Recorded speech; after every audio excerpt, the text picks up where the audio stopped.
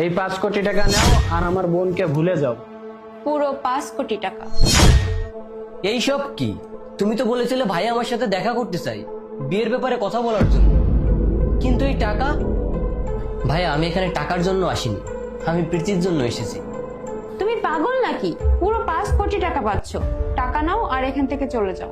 তুমি পাগল হয়ে গিয়েছো নাকি? হ্যাঁ, তুমি কেন চাচ্ছ আমি এই টাকা নিব আর তোমাকে ভুলে যাব? তুমি আমার জন্য 5 কোটি টাকা ছেড়ে দিচ্ছ? তোমার মাথা ঠিক আছে তো? আরে এই টাকা পাওয়ার পর না জানি আমার মতো কত মেয়ে তুমি পেয়ে যাবে।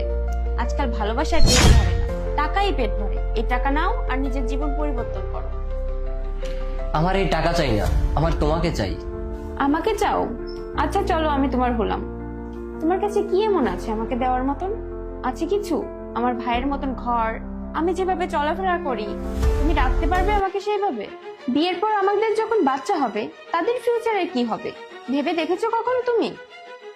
আর কি এমন অফার দিচ্ছ যে আমি তোমাকে বিয়ে করব? তুমি আমার সাথে এরকম কথা কেন বলতেছো? তুমি কি আমাকে ভালোবাসো না? এরকম তো না যে আমার কিছুই নেই, কিছু না কিছু তো করি আমি, টাকা তো ইনকাম করি, তাই না? তুমি যে কত টাকা ইনকাম করো না, তাতে আমার মাসের মেকআপ খরচ হয় না, বুঝলে তুমি? তোমার লাইফে এত সুন্দর একটা অফার পাচ্ছ, এই টাকা নাও আর এখান থেকে চলে যাও আর ভুলে যাও আমাকে। আর তোমার এই ডিসিশনে আমাদের দুজনের লাইফটাই চেঞ্জ হয়ে যাবে। আমিও কোনো ভালো ছেলে দেখে বিয়ে করে নেব আর তুমিও অনেক টাকা পেয়ে যাবে।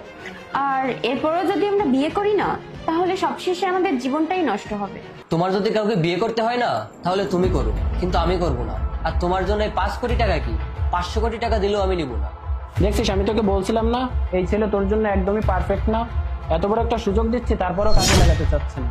আরে একদমই বুদ্ধি নেই এর, আর না আছে কোনো স্বপ্ন। কি দেখে একে পছন্দ করছিলি, আর কেন বা বিয়ে করতে চাইছিলি?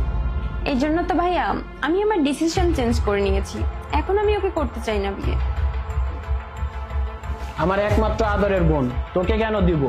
কি এমন আছে তোর ওকে দেওয়ার মতো? আর তোদের মতন গরিব মানুষদের কাছে তো দেওয়ার মতো কিছু থাকে না, আর এমনিতেও কিছু দিতে পারিস না।